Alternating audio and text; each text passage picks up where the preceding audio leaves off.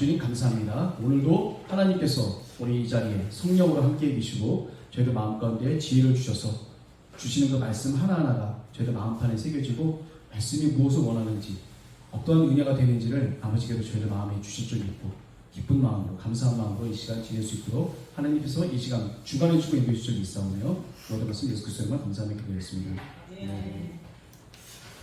자, 제가 항상 드리는 말씀이지만 이번 주에는 우리 여호수아서 말씀을 읽었는데 다 읽었다.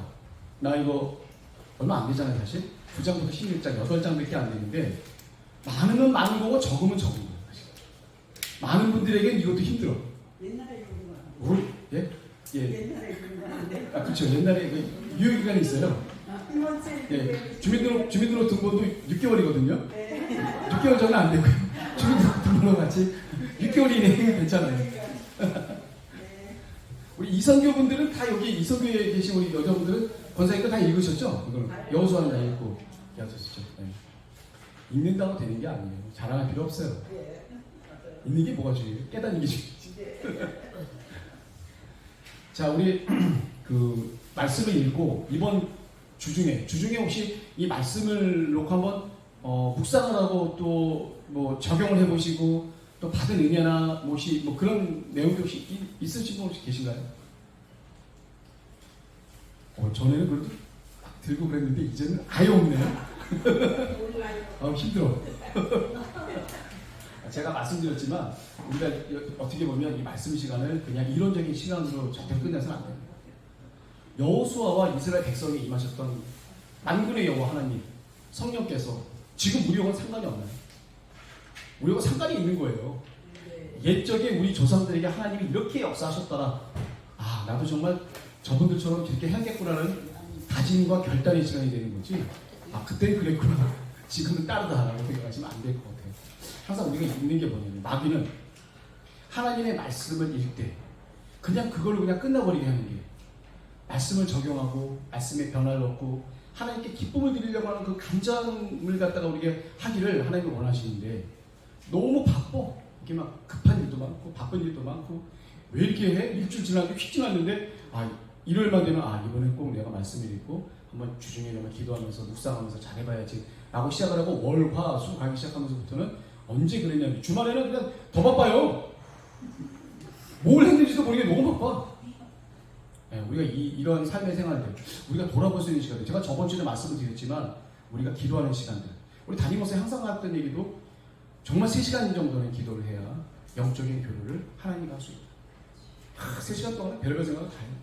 복잡하고 막 가족들 생각, 내 직장 생각, 별의별 걱정, 남의 사돈의 8쪽 걱정까지 다 해줘. 그 걱정 때문에 막 하나님과의 말씀과 이게 잘 안 되는데 우리들이 육신의 이 덧입음을 육신적인 그런 몸을 입고 있기 때문에 육신적으로 그만큼 시간이 필요해요. 우리에게. 영적이면 상관이 없는데 순간적인 그런 영적인 시공을 초월하는 영적인 존재가 아니잖아요. 저희는 육을 입고 있는 존재이기 때문에 이것도 저희까지 가려면 시간이 걸려요. 내가 하나님과 도달할 수 있는 시간이 걸리더라고요. 기도하는 그 시간을 절대로 우리가 빼먹지 말아야겠다. 하나님과의 나와의 그 관계의 그 시간들은 정말 필요하다. 그리고 오늘 주시는 이런 말씀들 이건 뭐 제가 한 것도 아니고 하나님께서 이렇게 다 같이 하라고 하신 그런 말씀이기 때문에 주시는 말씀에는 반드시 이유가 있을 거다. 그 말씀이 내 이번 주에 얼마만큼 말씀이 살아서 역사하시는 거냐. 하나님의 말씀. 하나님의 말씀 능력이잖아요. 그래서 제가 오늘 이렇게 여호수아서를 읽으면서 계속 제가 준비하면서 기도하면서 이렇게 했는데 하나님께서 저에게 주신 말씀이에요. 하나님의 말씀은 능력이고 그 말씀을 내가 순종할 때 나는 단순히 그 능력을 덧입게 됩니다. 그 모세님이 그러셨죠? 모세님이 40일 동안 그 10계명을 전수받으러 올라갔을 때 내려오셨을 때 40일 동안을 금식하시고 물 한 모금 안 드셨던 모세님께서 내려오실 때의 그 모습은 어땠어요? 온몸 자체가 완전히 후광으로 빛나고 사람들이 보기에도 정말 신이 내려오는 건지 사람이 내려오는 건지 알 수 없을 정도로 그렇게 모세님이 내려오셨어요. 하나님의 능력을 덧입었기 때문에 먹지 않고 마시지 않고 하늘에 있는 그 큰 능력으로 함께해서 이미 내 육신은 내 육신이 아니라 하늘과 섞여있는 어떻게 보면 천사님보다도 더 뛰어난 그런 영적인 존재로 하나님께서 만드시는 가운데 영적인 것을 부어주셨기 때문에 모세님도 그게 가능했다고 저는 믿습니다. 우리도 생활에서 그냥 이게 그냥 내 생각날 때만 하는 것이 아니라 항상 우리가 아침에 일어나서부터 저녁에 들어가시게 되면 개인적인 시간들이 있으실 때 반드시 하루를 돌아보시면서 하나님께서 나에게 어떻게 해주시는 건가 이렇게 묵상하고 기도하고 그 말씀을 읽으면서 또 작용하고 그런 것들이 우리 좀 필요할 거라고 좀 생각이 돼서 말씀을 드렸습니다. 그래서 우리가 하나님의 말씀은 정말 능력인데 그 말씀을 우리가 할 수 있는 거라고는 몸부림쳐서 순종할 수밖에 없잖아요. 몸부림 쳐야지 순종이 되지 그냥 잘 안 돼요. 순종하면 하나님께서 주시는 그 능력, 말씀의 능력이 우리에게 덧입게 될 수도 있다. 그런 말씀을 제가 하나님께 받아서 말씀을 한번 써봤습니다. 제가. 자, 우리 오늘은 저기 보니까 여호수아 이제 두 번째 시간이에요. 두 번째 오늘은 어떤 내용들인가요? 쭉 보셨나요? 이제 본격적으로 오픈 게임을 했어요. 저번 주에 여리고 전투를 한번 하고 아이성 전투를 해서 한번 몸 한번 풀고 이제 본격적으로 한번 나가보는 본격적으로 이제 싸움을 시작하는 그런 게임인데 이 전쟁에 이기는 거는 이미 땅은 당상이라고 제가 말씀을 드렸어요. 하나님께서 다 물려 주신다고 이미 말씀을 하셨거든요. 사람의 눈을 보고 딱 겁먹는 것 뿐이지 하나님은 이미 거기에 있는 모든 거민들, 거기에 있는 모든 장대한 사람들, 안악자손부터 해서 뛰어난 성읍에다가 엄청나게 높은 성읍, 여리고성은 14m예요. 14m, 말이 14m지. 그거 함락하기 쉽겠어요? 그거 해머 들고 와서 찍었어요? 아니면 뭐 돌 던져서 부셨어요? 그거 아니잖아요. 하나님께서는 딱 조용하게 양각나팔을 부는 제사장을 딱 앞세우시고 하나님의 법궤가 앞서셔서 군사와 모든 이런 이스라엘 백성들이 같이 그냥 조용히 말없이 7번 6일 동안은 한 바퀴씩 쫙 돌고 또 진으로 가고 또 그 다음 날도 또 한 바퀴 쫙 돌고 진으로 가고 마지막 7번째 되는 날 그날만큼은 하나님이 7번을 돌려고 하셨고 여호수아께서 내가 명할 때 큰 소리로 외쳐라 딱 그거 한 번 하신 거거든요. 그랬을 때 14m 되는 그게 확 내려앉았다는 거예요. 나중에 이제 고고학자가 이제 발굴했었을 때 그 상황은 어떠냐면 진도가 약간 강도가 한 6.5 정도의 지진의 규모였었다. 나중에 이제 보게 되네요. 그러니까 그럴 정도로 뭔가 엄청난 일이 있었겠죠. 그러면 그 안에 있는 사람들은 어떻게 됐겠어요? 초죽음이 됐겠죠. 이 여리고성이 워낙 단단하기 때문에 문을 딱 걸어잡고 이제 방어 대사를 하고 있는 거예요.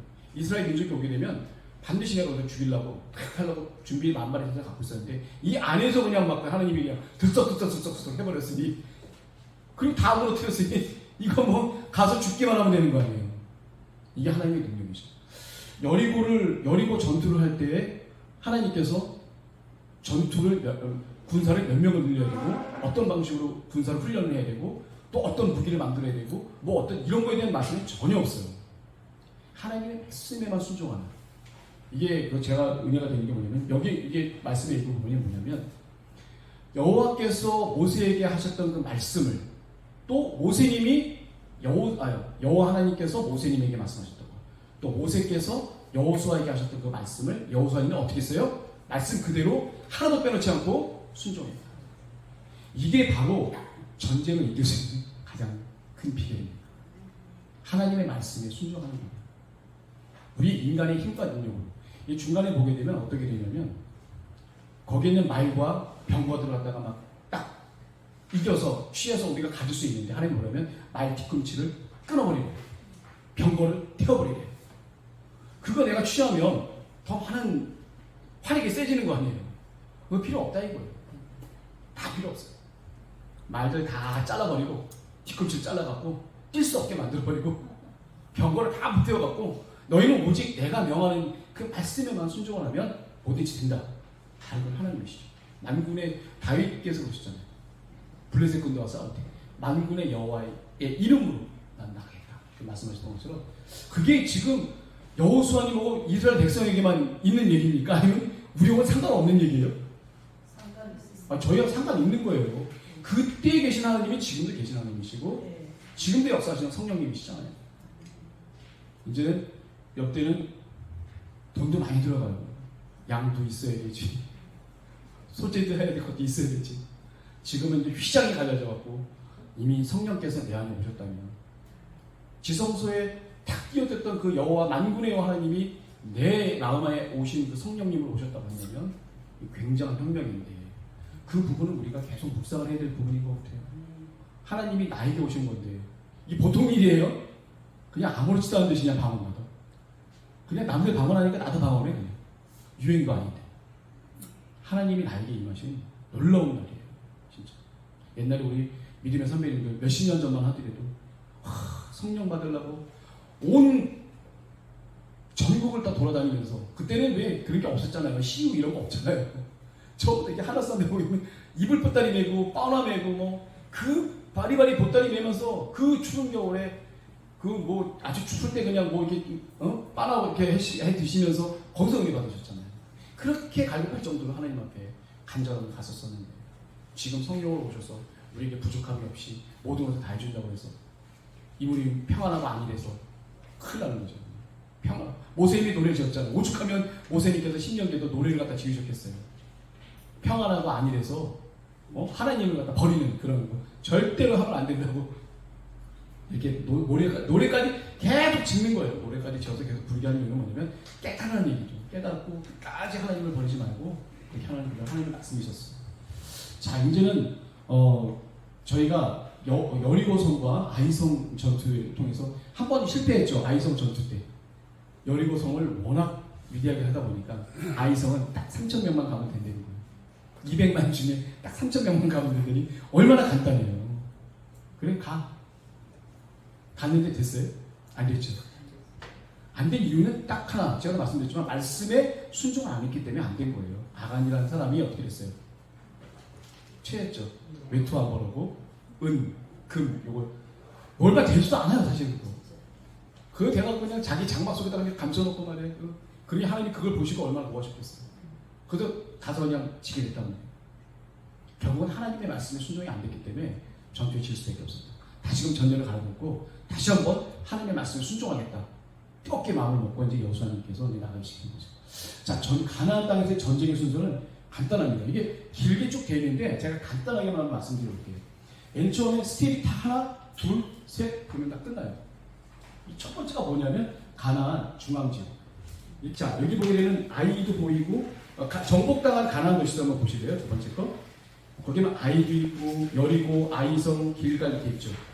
요단강을 넘어서 길갈에 우리가 짐을 지고 이게 하얀색 이게 박스 되어 있는 데 있죠. 그 안에 보시면 길갈이 있고 그 다음에 여리고성 가서 이제 최초로 점령을 했고 자, 이 아이성은 2차에 걸쳐서 점령을 했는데 그러다 보니까 이쪽 쪽을 쭉 이렇게 허리를 갖다 끊어놓게 되는 상황이 됐어요. 위와 아래. 그러다 보니까 이 전술 전략이 잘 된 게 뭐냐면 허리를 끊어놓으면 위에는 위, 아래는 아래. 이 위 아래가 연합을 할 수는 없어요. 허리를 딱 끊어놓으니까 윗지방 아랫지방 남았어요. 그래서 허리를 딱 끊었어요. 여리고 아이성을 갖고 허리를 갖다 끊었더니 어떤 일이 벌어졌냐면 남부 지역에 예루살렘 왕 아도니세덱이라는 사람이 있는데 이 사람이 너무나도 급한가 봐요. 자기 근처에 오니까 이제 조만간에 이제 나한테 올 텐데 이스라엘 민족은 점령을 하면 사람을 한 사람도 남겨놓지 않고 다 죽여요. 왜 죽이는지는 아시죠? 네.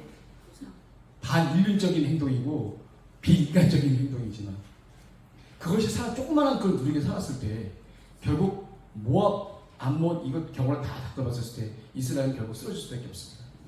우상숭배를 할 수밖에 없고 그냥 뭐라 그럴까? 그냥 음행을 저지를 수밖에 없고 하나님 앞에 죄를 지을 수밖에 없는 조건을 조금이라도 가져가면 안 된다고 해서 다 진행하게 됩니다. 인간으로 봤을 때는 굉장히 비인간적인지 모르겠지만 영적으로 보게 되면 하나님의 거룩함이 온전하게 되기 위한 하나의 방법과 수단이었던 건 분명합니다. 자, 그래서 이제 여리고와 아이성에 있는 모든 사람들을 다 죽였어요. 그리고 나서 가나안 남부 지역을 보니까 이미 딱 끊기고 내려올 게 자기네 쪽으로 내려올 기세가 딱 보이니까 예루살렘 바로 밑에 있어요. 거기 예루살렘에 있는 왕이 어떻게 생각했냐면 안 되겠다. 나 혼자 버티기 힘드니까 주변에 있는 사람들 꼬시는 거예요. 어차피 가면서 여호수아가 도장 깨기를 하러 다니고 있는데 우리 혼자서 안 된다. 연합하자. 그래서 연합을 하게 됩니다. 예루살렘은 아도니세덱과 헤브론 왕 호감, 그 다음에 야르무드와 바람, 라기스 왕. 이거 중요하지 않습니다. 왜냐하면 성경이 다 나와 있어요. 그 읽으시면 되거든요. 그래서 일단 5개 연합군이 이스라엘에게 딱 만나서 결국은 대패를 하게 되죠. 이게 바로 1차 가나안 연합군이에요. 남부 지역에 있는 가나안 땅에 있는 왕들. 제가 아까 그 국가는 도시국가라고 했어요. 이게 지역을 난 국가가 아니라 일종의 스파타의 도시국가의 형태로 되어 있는데 그 도시국가에 있는 왕들이 뭐예요? 예루살렘 그 성읍에 있는 한 왕이에요, 그 사람이. 그 헤브론 지역은 저기 우리 그 갈렙께서 기업을 받으시죠. 나중에 보면 알겠지만 갈렙에서 기업을 받으셨는데 그렇게 된 거고.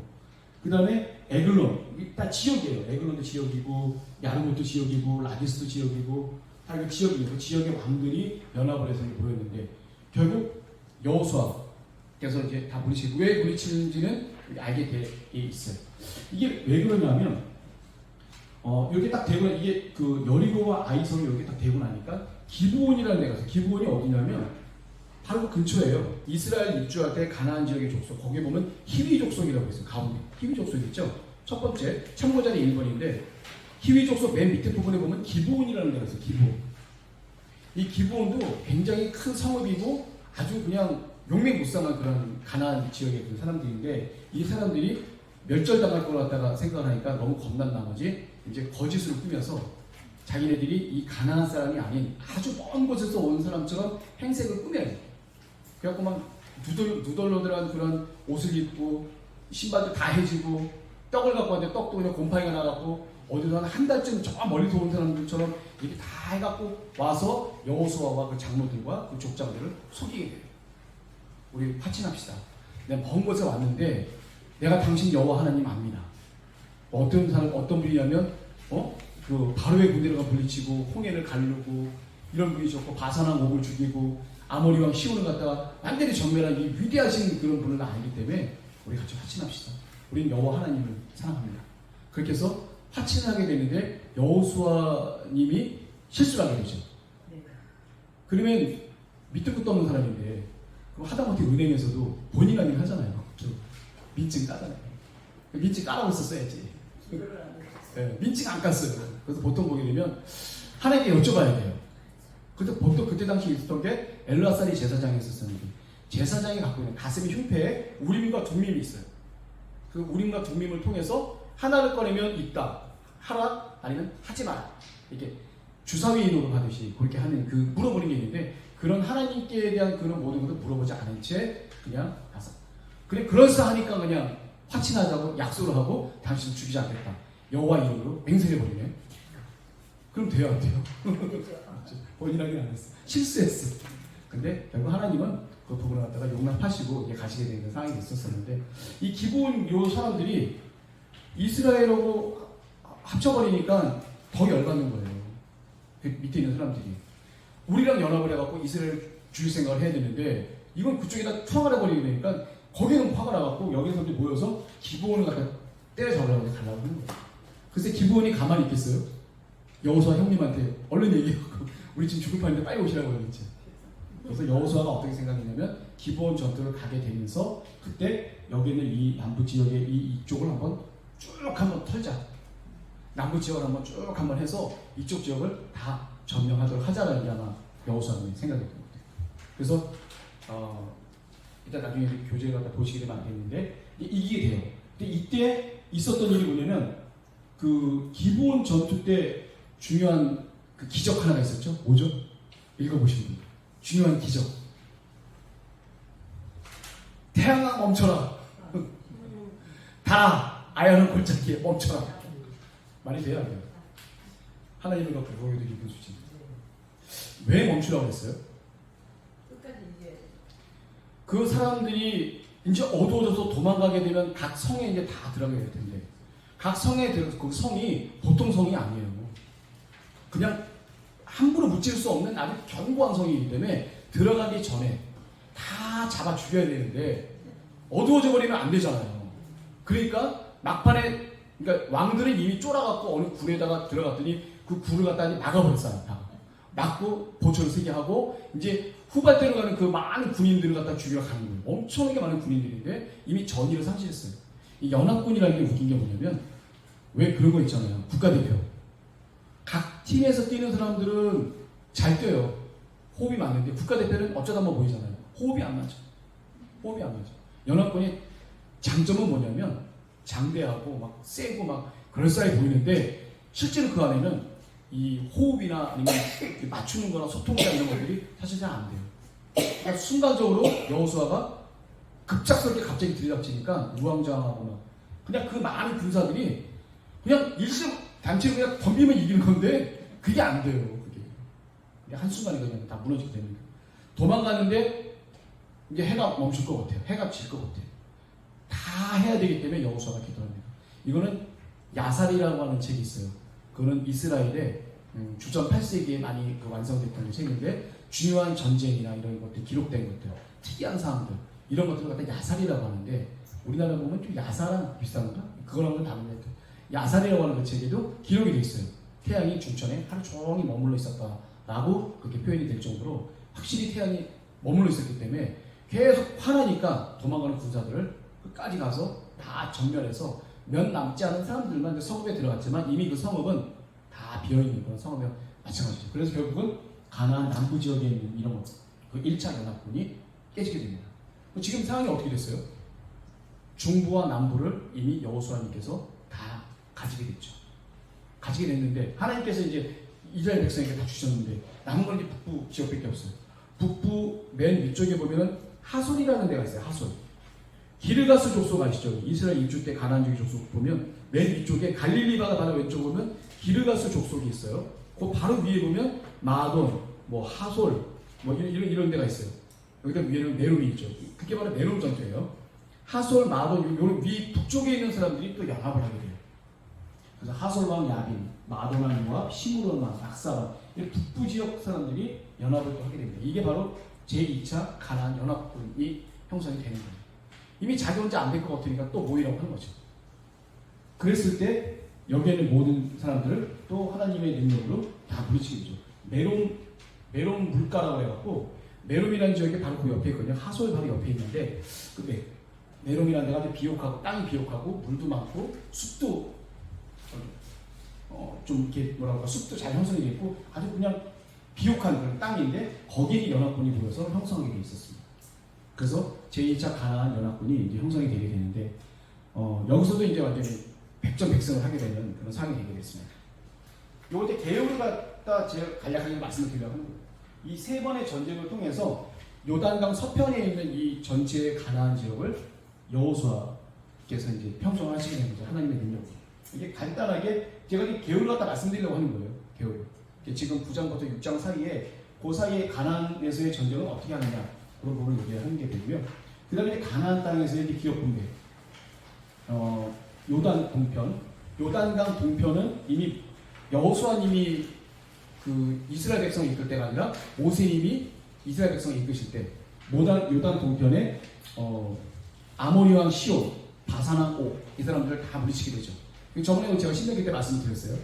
옆에 모압, 암몬, 그 다음에 에돔 여기는 하나님께서 이스라엘의 형제 국가이기 때문에 절대로 건드리지 마라.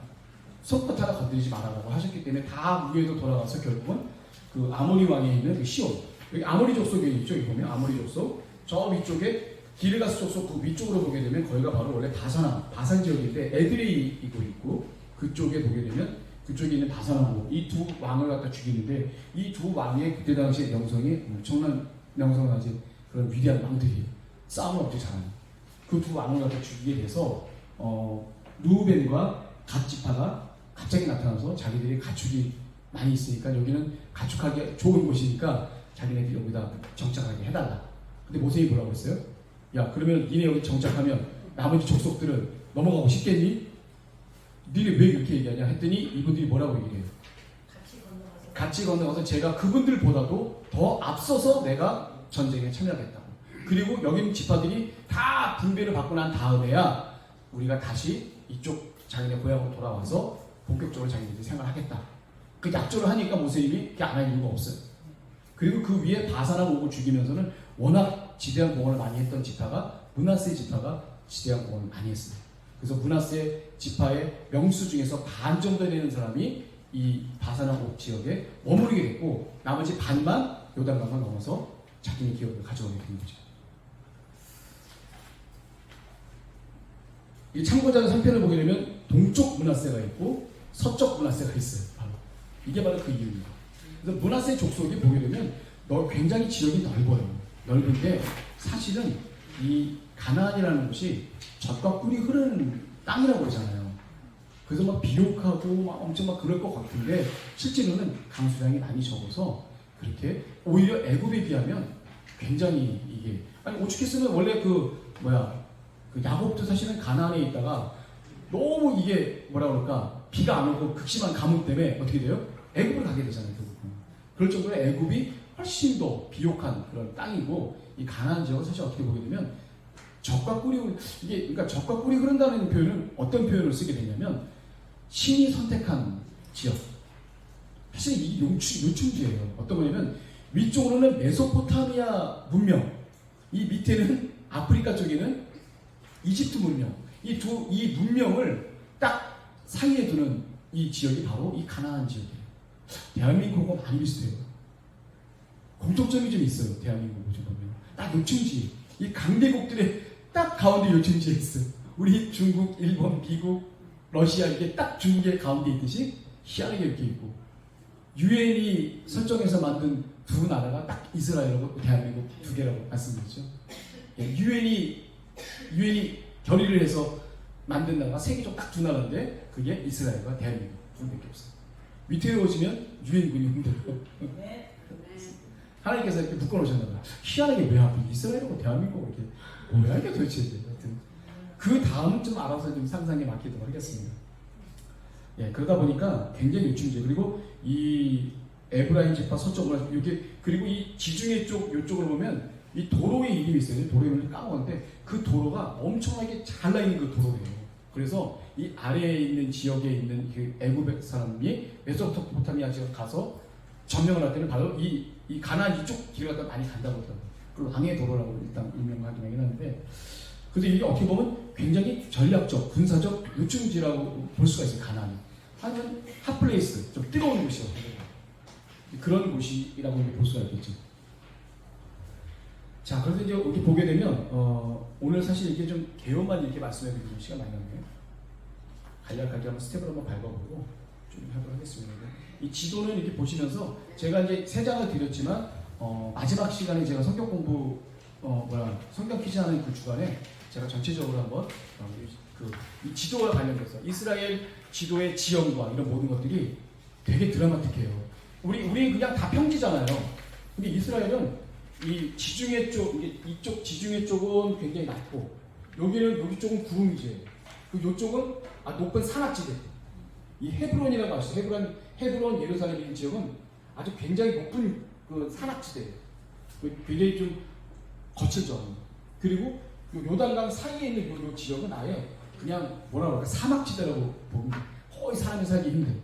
그래서 이게 지역이 총 4군데로 나뉘어 있는데 아주 드라마틱한 곳이고 보면 아주 제일 재밌는 곳입니다. 자, 그래서 오늘 이제 제가 이제 쭉 한번 이제 보도록 하겠습니다. 부장에 제가 설명한 내용들이 있으면 그냥 쭉 넘어가도록 할게요. 여호수아 9장 기브온 사람들. 기브온 사람들이 행색을 갖다 꾸며서 이스라엘 민족과 거짓으로 이제 화친하려고 나오는 그런 내용들입니다. 자, 그 다음 장은 17절 볼게요. 그래서 이스라엘의 종이 돼요. 기브온은 속였잖아요. 속였기 때문에 속은 거에 대한 저주를 받아라. 여호수아가 그래요. 그래서 뭘 하게 되냐면 이스라엘 사람들에게 종으로서 남게 되는데 나무 패는 자와 물 깃는 자가 돼요. 그래서 어디에 봉사하게 되냐면 성막에 봉사하게 됩니다. 성막이요. 이 레위인들이 일을 많이 해야 되는 게 뭐냐면 그냥 성막에서 봉사하니까 아름다울 것 같잖아요. 완전히 막거든요. 이 번제단이 있는데 태우려면 나무를 계속 떼야 되잖아요. 나무를 어디서 구해요? 그리고 한마디로 하면 거기가 도살장이잖아요. 그 다 양들이나 염소 다 죽여서 있는데 그 피를 그냥 내버려둬요? 물을 씻어야지? 모란시장 가보셨어요? 제가 우리 아버지 한번 모란시장 가본 적이 있는데 계속 물 먹고 닦아요. 거기니까. 안 가면 냄새 엄청 나거든요. 닦아요. 땅에 떨어뜨려갖고 거기서 수술해야지. 안 그러면 거기서 냄새가 진동해요. 그러니까 뭐가 필요하냐면 나무를 패는 사람이 필요하고 물을 튕긴 사람이 필요해. 그래서 기본 사람들이 이스라엘 민족이 종으로서 오게 되는데 결국 성막에서 일을 하도록 해요. 그래서 나무를 계속 길어와야 돼요. 나무를 갖다 펴와야 돼요. 계속. 그리고 물을 계속 대줘서 이 하나님께 제사를 드리는데 부족함 없도록끔 이 기본 사람들에게 쓰게 됩니다. 자, 그 다음 표정 볼게요. 기브온 전투와 가나안 남부 정복 전쟁.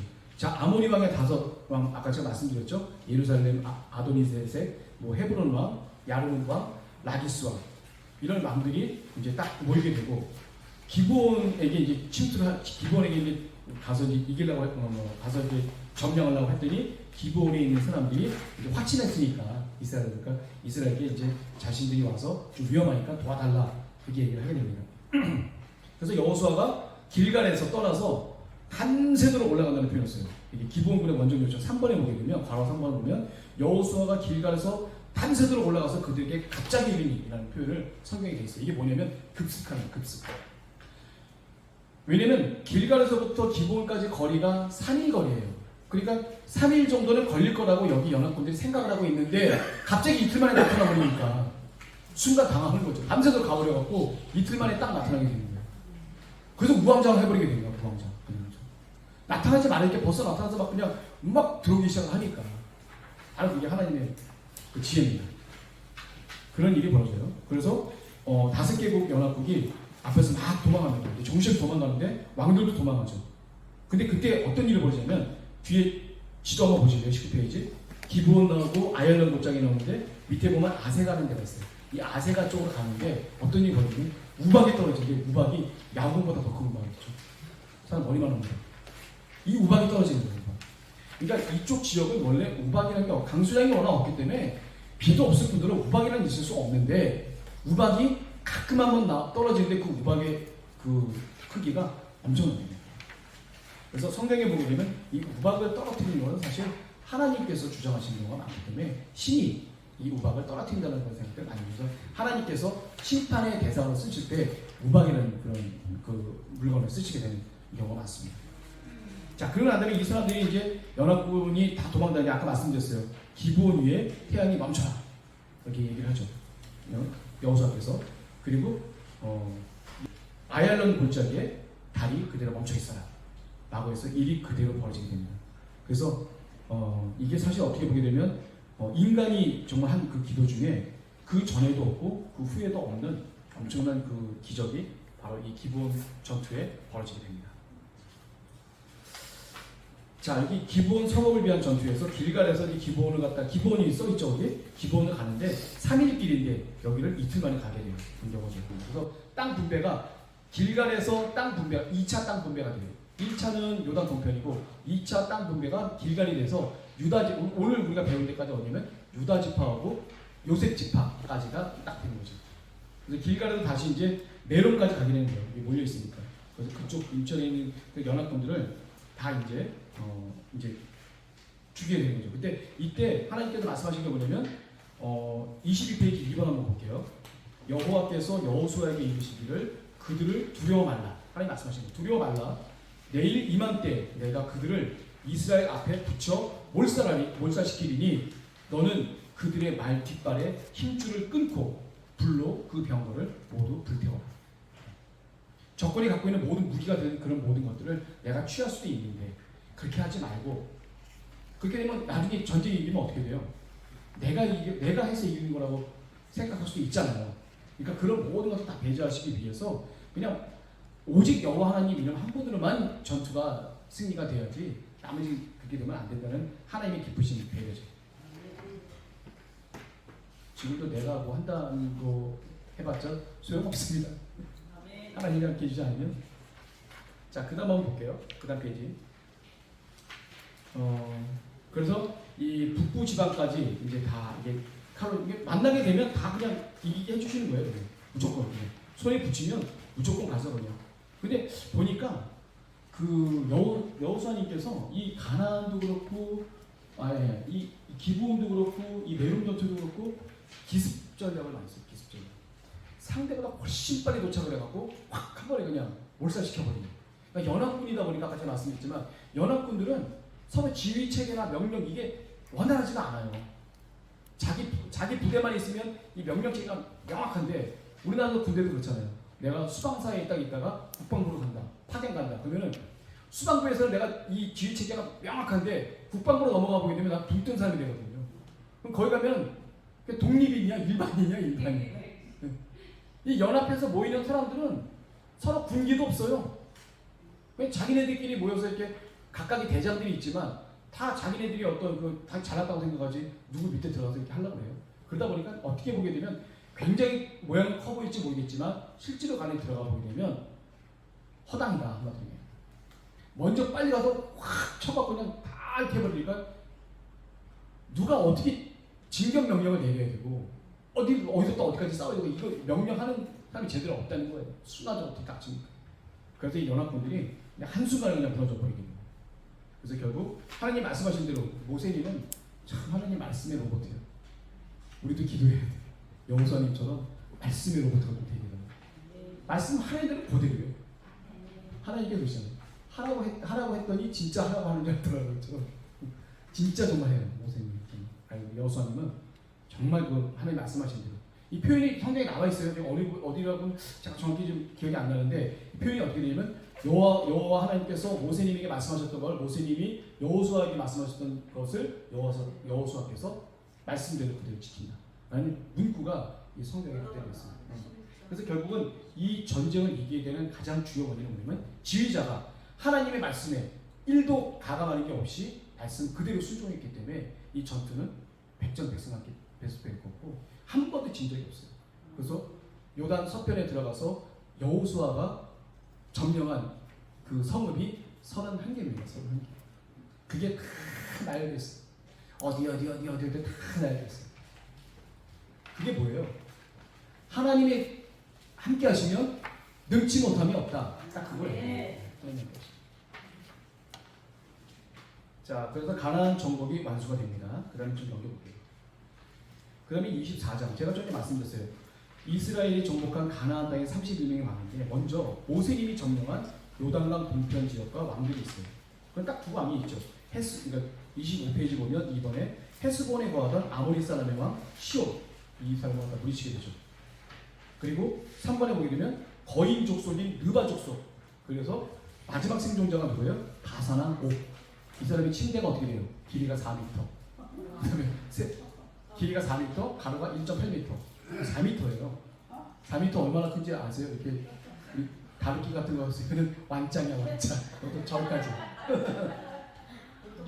그러니까 거인 족속의 최후 생존자가 보면 이제 그 중에 느바 족속이라고 했어요. 거인 족속. 그 족속이 제가 앞에 이거 참조해 보세요. 가나안에서 보게 되면 지금은 이런 뭐 가나안 헷족속 길가스 요거 전에는 르바 족속, 그리스 족속 뭐였고 그 전에 족속들인데 아낙 족속까지 포함했고 상당수가 거인이에요. 거인. 네피림의 후예들 거인들 있습니다. 그러니까 아주 기골이 장대하고 험악하고 굉장히 세고 자기네 갖고 있는 요새가 엄청 강해요. 힘도 세니까 요새도 얼마나 단단하게 만들었겠어요. 그랬던 사람들이에요. 근데 그랬던 사람들을 하나님께서 이스라엘에 말씀하시는데 너희들이 정말 내 마음에 들어서 예뻐서 그 안에 들여보낸다라고 얘기하지 않아요. 그 안에 있는 거민들이 너무나도 죄를 졌기 때문에 너무나도 폐악하기 때문에 내가 내쫓아버린다는 거예요. 그리고 너희들 그 안에 있겠다는 거예요. 그런데 만약 너희들도 그 안에 있었던 그 족속들처럼 내 말에 순종하지 않는다면 너희들도 내가 한순간에 내쳐버리겠다. 그게 바로 하나님의 말씀입니다. 내쳐지죠. 내쳐져. 그게 왜 그렇게 되는지 우리가 좀 한번 보도록 하겠습니다. 자, 안타까운 일들이 좀 벌어져요. 그때 가보게 되면. 자, 그래서 여호수아 이렇게 아모리 왕 시온, 그 다음에 그 바산하고 이 두 왕을 갖다 쳐서 큰 지역을 오른쪽 요단강 오른쪽에 있는 큰 지역을 갖다가 다 점령하게 돼요. 그 지역으로 보게 되면 서편 지역과 거의 맞먹을 정도로 굉장히 지역은 넓어요. 굉장히. 그래서 모세님이 그렇게까지 해놓고 어디에 있게 되냐면 이제 숲곳에 있게 돼서 거기서 이제 시딤까지 와서 거기서 다시 와서 여리고를 정탐하고 그래서 이제 여호수아님이 넘어오게 되는 거죠. 그래서 이 모압 지역의 모압 평야에까지 같이 하시는 분이 바로 모세님이 같이 하시게 되죠. 신명기 말씀은 바로 이 모압 평지에서 모세님께서 이스라엘 민족에게 새로운 사람들이잖아요. 20세 이상 된 사람은 40년 동안 돌았기 때문에 다 이미 죽었고 그 후손들이 이제 모세님 앞에 섰는데 이제는 정말 가나안 땅 적과 꾸리오는 하나님께서 인정하는 그 축복의 땅으로 들어가야 되는데 마지막으로 심혈을 다해서 모세님이 말씀하시는 게 설교 내용이 바로 신명기예요. 11월 1일부터 어떻게 돼요? 1월 10일까지 11월 1일 날 말씀이 시작된다고 시작하잖아요. 신명기에서. 그리고 1월 10일 날이 오냐, 그 다음에 1월 10일 날이 뭐냐면 길갈에 딱 지치던 날이 1월 10일이에요. 정확히 70일입니다. 70일 뒤에 너희들이 이렇게 해야 된다. 근데 제가 저번에도 말씀드렸지만 모세님은 그때 당시에 어떤 상황이냐면 반 인간이면서 반 하나님의 백성이에요. 이미 죽음을 언도받으셨어요. 근데 몸은 쌩쌩해. 몸이 약한 게 아니라 몸은 아주 쌩쌩하세요. 그런데 하나님께서 모세님을 사랑하셔서 가나안에 들여보내지 않으시고 바로 그 모압 평지에서 마지막으로 백성들에게 하나님의 말씀을 정말 힘을 다해서 전파하게 하시고 모세님을 딱 데려가시게 되는 상황이죠. 모세님의 마음은 어땠을까라고 한번 묵상을 한번 해봤어요. 이 모세님은 욕심이 없는 상태예요. 이미 내가 조금만 지나면 이미 이 넓은 많은 이곳은 나와는 상관이 없는 금은보화와 그 많은 군사와 비옥한 땅과 맛있는 음식과 이런 것들은 이미 나하고는 상관이 없어요. 한마디로 하면 앞으로 2달 있으면 형장의 이슬로 사라지게 되는 사형수의 마음일 수도 있어요. 뭐 극단적인 표현이지만 이미 그러니까 모세님은 사람이지만 사람이 아닌 거예요. 그런 가운데 어떻게 보면 천국 시민권을 가진 모세님의 그 마음이 얼마나 간절하게 이스라엘 백성에게 얘기하셨는지, 그리고 그 말씀을 여호수아는 잘 받아 적고 있었고 마음에 잘 새기고 있었어요. 이미 여호수아님에게 이 정권이 넘어가는 것은 하나님께서 허락하셔서 넘어가는 거기 때문에 여호수아의 마음에는 늘 두려운 마음과 불안한 마음, 모세님이 계시지 않고 자기가 해야 된다고 하는 그런 불안하고 두려운 마음을 갖고 이제 나가게 됩니다. 그러다 보니까 더 말씀에 순종해서 왜 그거 아시죠? 이렇게 제가 좀 비유를 들자면 저기 뒤에 보면 잣나무 있잖아요. 잣나무를 이렇게 따로 올라가는 사람들이 있어요. 근데 잣나무 따라 올라가는 사람들이 경험이 별로 없는 사람들은요, 어느 정도냐면 안 떨어지려고 보호대부터 해갖고 완벽하게 그걸 딱 한다는 거예요. 완벽하게. 근데 오래 한 사람은 어떻게 되면 한 달 드시고 이제 올라가시는 거예요. 그러니까 잘 모르고 막 운전 초보자들 보면 사고 잘 안 나잖아요. 그러느라고 막 준비해갖고 막 떨면서 막 운전하기 때문에 사고 안 나요. 사고 잘 나는 사람들이 좀 안정하고 돼갖고 한 3년 차쯤 됐을 때 그렇게 사고 나기 시작하는 거지. 잣나무 올라가서 떨어져 죽는 사람은요, 초반에 올라갔던 사람은 안 죽는데요. 밀어도 안 떨어진대요. 그 사람들은. 같이 옆에 있다 밀어도 꽉 잡고 있어갖고 절대 안 떨어집니다. 여호수아 마음이 그랬어요. 처음 내가 이 백성들을 데리고 처음 들어가는 그 마음이 얼마나 많이 두렵겠어요. 근데 오죽했으면 얼마나 두려웠으면 하나님이 강하고 극히 담대해요. 이거를 3번을 언급을 하시게 되죠. 그게 바로 여호수아님의 마음이에요. 하나님께서 함께 하신다는 거죠. 어떻게 보면 더 하나님의 말씀을 더 순종하려고 했던 그 간절함이 있었던 것 같았습니다. 자, 그리고 그래서 여기 보면 여호수아가 정복한 31개의 왕이 있습니다. 자, 25페이지 2번에 보면 요단 서편 지역에서 국가를 다스리는 왕이 옵니다. 그리고 31명인데 요단 서편 지역의 중남부지방, 여리고를 포함한 중부와 남부지방에 있는 그 지역이 바로 16개 지역, 16명의 왕이었고, 그 다음에 북부지방에 있는 사람들이 총 15명. 이 언급이 돼 있어요, 정확히. 답부와 왕부터는 이제 북부지방에 있는. 그 성경책에 보게 되면 북부인지 남부인지 중간 안 되고 그냥 쭉 나와 있어요, 성경책에는. 근데 그 밑에 중간 위에 가보면 답부아라는 왕이 붙어 있어요. 답부아 왕부터는 바로 북부지방이라고 볼 수 있고, 그 전에는 중부와 남부지방이라고 볼 수 있습니다. 그래서 총 31명의 왕을 죽이고 여리고서 가나안을 다 이제 하게 됐죠. 그렇다고 해서 이 가나안을 100% 접수한 건 아니에요, 여호수아님께서. 여기 27페이지 보게 되면 아직도 블레셋 땅 이쪽, 이 지중해 쪽에, 그리고 저 헤르몬산 북쪽 부분, 그리고 여기 갈릴리오스 거기 보면 그술 족속, 여기 아직 세 군데, 이 정도는 아직까지도 좀 이기지 못한 그런 상태, 접수하지 못한 상태인데, 요거는 끝까지 남겨둬서 이제는 땅을 갖다 분배를 할 거 아니에요. 분배를 했는데 아직까지도 다른 거민들이 있으면 어떻게 돼요? 하나님 말씀대로 하면 다 죽여야 돼요. 자기 땅에 있는 사람들 다 죽여야 되는데 죽여야 안 죽여요? 다 죽여야 되는데 죽여야 안 죽여요? 안 죽여요, 안 죽여요. 그게 문제야. 그게 문제야. 아니 말씀대로 해야 되는데 유다 지파도 하는데 결국은 어느 족속을 남겨둬요? 예루살렘에 있었던 여부스 족속. 그건 나중에 다윗 왕 때 나오는 얘기예요. 여부스 족속, 예루살렘에 거주하고 있던 여부스 족속을 그대로 살려두는 거예요. 그냥 왜 그냥 아주 그냥 확실하게 말씀을 듣고 가서 그냥 해야 되는데 어느덧 같이 있다 보니까 마음이 통했어. 이제는 죽일 수 없는 그런 묘한 상황이 된 거예요. 어떻게 돼요? 말씀을 순종하지 못하게 되죠.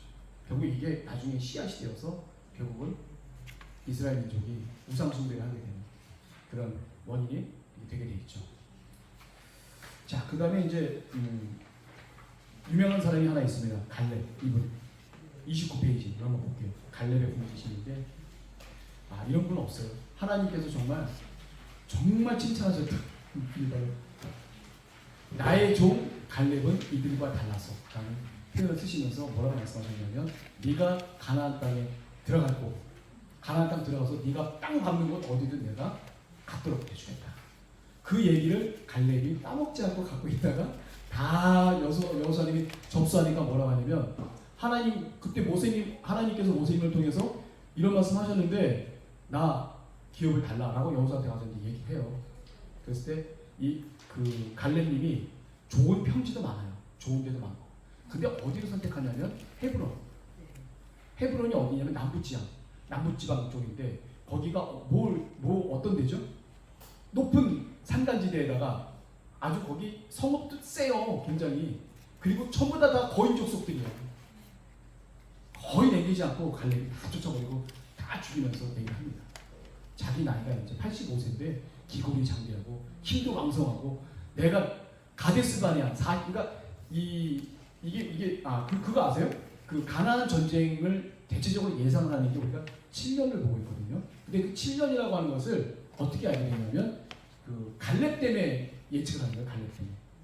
보면 가데스 바네아 때 12명의 정탐꾼을 보냈을 때가 갈렙의 나이가 40세예요.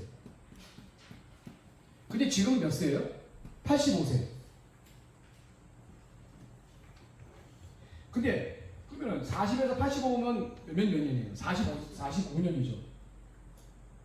근데 실제로 광야를 갔다가 돈 그 시기는 우리가 40년이 아닌 실질적으로 38년이라고 얘기를 정확히 되면 이게 산수적으로 38년이에요. 그러니까 38년 동안 돌았으니까 나머지 7년 동안 38년 그러니까 40대부터 가데스 바네아에 나와서 38년 광야를 돌고 나머지 7년이 남으니까 이 7년 동안을 가나안 정복 전쟁에 쓰였던 그 기간이라고 추산을 하게 되는 거죠. 그래서 이거를 보통 보면 갈렙의 나이를 갖고 이 정복 기간을 갈렙의 나이를 보고 이제 추산을 하는 거예요. 지금. 갈렙이라고 보면 아주 대단한 분입니다. 이분은 정말 그때 당시 가데스 바네아에서 보면 그 말씀을 읽어보면 막 속에서 눈물이 나올 정도로 담대하죠. 엄청나게. 이 사람들 우리의 답이고 하나님이 함께 하시면 믿지 못함이 없으니까 우리 당장 쳐들어가서 우리 빨리 그냥 끝내자고 할 정도로 했는데 돌에 맞아 죽고 이스라엘 민족한테 너무 덤비는 거야. 그러면 이스라엘 민족이 그거는 돌을 치려고 했을 때 하나님이 크게 화를 내시는 거예요. 그 순간이었어. 여호수아 갈렙은 10명의 정탐꾼에게 다 했습니다. 그래서 결국 10명의 정탐꾼은 바로 그 자리에 즉사하게 돼요. 하나님께서 죽이시죠. 10명의 정탐꾼 죽이시죠. 그랬던 갈렙입니다. 그래서 6번에 볼게요. 30페이지 6번 한번 볼까요? 맨 위에 헤브론이 그니스 사람 여분네의 아들 갈렙의 기업이 되었으니 그가 이스라엘의 하나님 여호와를 온전히 쫓았음 되었다. 이게 우리가 세상을 살면서 과연 이렇게 되어야 되는 것이 여호수아 갈렙 같은 그런 분들이 되어져서 하나님으로부터 버림받지 않는 하나님으로부터 인도받을 수 있는 신령이 되어야 될 텐데 우리가 하지 말고 하나님이 주셨던 우리 성령께서 내 안에서 우리를 주장을 주고 계신데 내가 너무 세고 강하고 내가 뭐 기획이 많고 내가 뭐 이렇게 크게 딱 많으면 성령께서 나에게 하시는 그 말씀을 못 들어야 되는데 귀를 기울이지 않아요. 그 세밀한 음성에 우리가 귀를 기울이지 않게 되고 벌써 나는 계획에 서서 어떻게 해야 돼. 누가 옆에서 한마디 해도 소용없어. 그냥 밀고 나가는 거야. 아이성 1차 국도는 한번 대패라고 하고 나야지 그 다음에 돌아서서 엉엉 울면서 아 하나님 어떻게 된 겁니까? 그때서야 다시 한번 돌아보면서 하나님께서 왜 이렇게 하시는지 사랑하셔서 그렇게 하신 거예요. 사랑하셔서 그렇게 만들어 버리신 거예요. 그게 아니다. 나와 함께 하자. 이게 바로 하나님께서 하셨던 그 말씀인데 그걸 잘하셨던 분이 바로 여호수아님이고 그걸 순종했던 분이 바로 갈렙님이셨던 걸 우리가 알 수가 있습니다. 우리가 이걸 본 이유는 뭐예요? 어떻게 해야지만 하나님을 기쁘게 해드릴 수 있는지가 이 말씀에 나와 있는 거예요. 우리 목사님 맨날 하시는 말씀이 뭐예요? 우리 표 딱 두 가지라고 제가 말씀드렸죠. 성도들 간에 서로 사랑하라. 사랑은 허다한 죄를 덮어주는. 그리고 가장 중요한 게 뭐예요? 십자가의 가로가며 새로 하나님을 기쁘게 해드려요. 어떤 게 기쁘게 해드리는 거예요? 하나님을 믿어드리고 하나님이 함께 하시면 능치 못함이 없다고 자신 있게 얘기할 수 있어요. 믿음을 갖고 얘기할 수 있어요. 하나님 기쁘신 거 아니에요. 당신 믿어드리는 거니까. 정말 아닌데 사람들이 봤을 때는 아닌데 하나님 모시게 된 거면 된 겁니다라고 하나님 믿어드렸을 때가 하나님 가장 기뻐 받을 수 있는 겁니다. 내가 돈을 많이 벌어서 헌금을 이만큼 하는 것보다 내가 전도를 갖다 해서 많은 영혼들을 갖다 끌어오는 것보다 하나님이 나에게 하셨던 말씀 하나를 잘 듣고 기억했다가 그 말씀을 그대로 여호수아님처럼 행동하고 순종을 했었을 때 하나님은 가장 기뻐하시는 것 같아요. 교회에서 그거 제일 잘 못하는 사람이 중에 몇 명 중에 제가 껴있어요. 우리 목사님 저 새끼 꼭 나한테 덤벼. 야 영종 목사 이거 이렇게 하면 어때요? 괜찮지 않냐? 근데 근데 그거보다 목사님 이게 더 좋을 것 같은데. 에이씨 됐어. 야 나 딴 거 할래. 대표적인 주자가 저예요. 바로 머리에서 찾을 필요도 없어요. 다 접니다. 그 많이 보신 분들 계시죠? 옆에서 괜히 웃는 게 아니야. 아주 뱃속 끝에서부터 나오는 웃음이야. 아주 뭔가를 봤어. 얼마 전에도 그랬어요. 그래서 아버지 죄송합니다. 나는 잘한다고 한 건데 목사님은 딱 보셔서 이렇게 딱 말씀하시는 거지만 저는 실무자이기 때문에 그것을 어떻게 하는 게 내 입장에서도 좋고 어떤 게 어떻게 하는 게 더 아름다울 것 같아. 그래서 하는 얘기예요. 내가 덤비는 게 아니라 억울해. 근데요 그러면 안 돼요. 그게 하시는 말씀에 이유가 있다. 내가 순종을 해야 될 대상이라고 하면 반드시 순종해야 돼요. 그게 질서예요. 하나님은 바로 그 질서가 잡혔을 때 가장 기쁨을 얻으시는 것 같아요. 별겁니까? 여호수아님처럼 내가 지금 안 하고 있다는 게 중요한 거지. 현실에도 덤비는 게 중요한 거지. 나는 덤비는 게 아니에요. 억울해. 해가 나눠요. 그게 중요한 게 아니에요. 결과가 중요한 거예요. 기분이 상하셨다는 게 중요한 거예요. 기분 상하셨다는 게 중요한 거예요. 목사님 좀 암짝하셨다는 게 중요한 거예요. 그거 아닙니까? 네 목사님 그러세요? 그럼 제가 하겠습니다.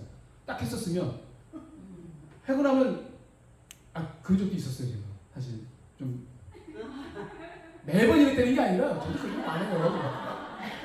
하라고 사실 많아요. 저도 그래서 기쁨 됐던 적이 있어요. 딱 했잖아요. 했는데 내 생각이 맞았어. 별로야. 그 딱 해놨잖아요. 이거 아니네. 잘했다. 기분 좋고 내가 결과가 상관이 없는 거예요. 이 결과 좋은지 나쁜지가 중요한 게 아니에요.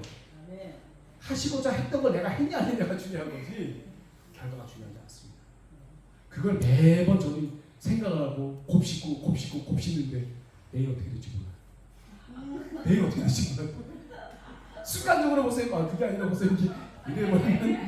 이래버리면 또 안 되는 거예요. 아버지 오늘 또 졌습니다. 마귀 새끼한테 제가 지고야 말았습니다. 훈련이 별게 아닙니다. 말씀에 순종하는 겁니다. 근데 문제는 뭐냐면 그 말씀조차도 못 듣는다는 게 문제예요. 말씀이 뭔지를 알면은 그래도 내가 들 수가 있는데 뭔지를 몰라. 뭘 당한 것도 왜 당했는지 몰라. 그게 문제.